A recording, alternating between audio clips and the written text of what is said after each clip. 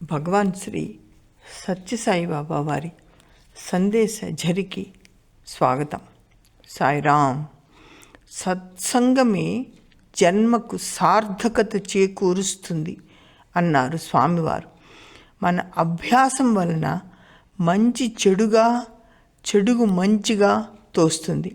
మన చుట్టూ ఉన్న వాతావరణం దీనికి మూల కారణం.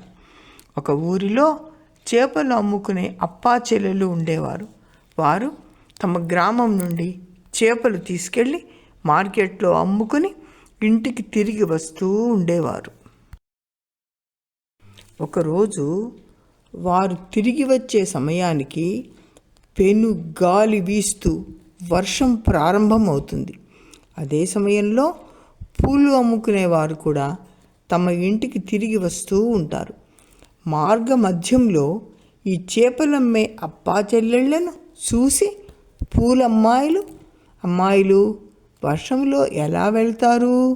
ఈనాటికి మా ఇంట్లో పడుకుని రేపు పొద్దుటే వెళ్ళండి, పొద్దుగూకుతున్నది కూడా అని చెప్పి వాళ్ళింటికి వారిని తీసుకెళ్తారు.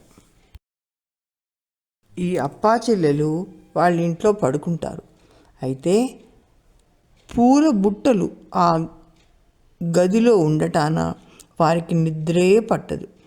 అక్క లేచి, ఏమిటే ఈ పాడు పూల వాసన వల్ల తలనొప్పి ఎక్కువైంది, నిద్ర పట్టడమే లేదు అంటుంది.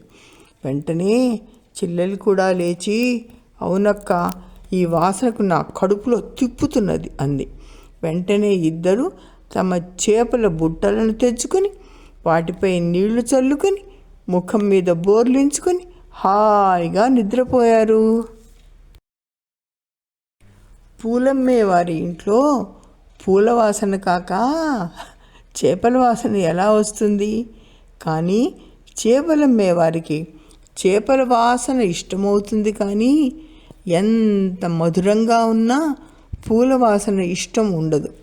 చిరకాలం నుండి ఎవరు ఎటువంటి సాంగత్యంలో సంచరిస్తుంటారో అటువంటి సంబంధాన్ని ఆనందంగా అనుభవిస్తారు.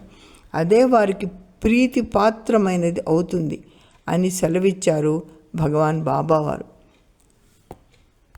జై సాయిరామ్.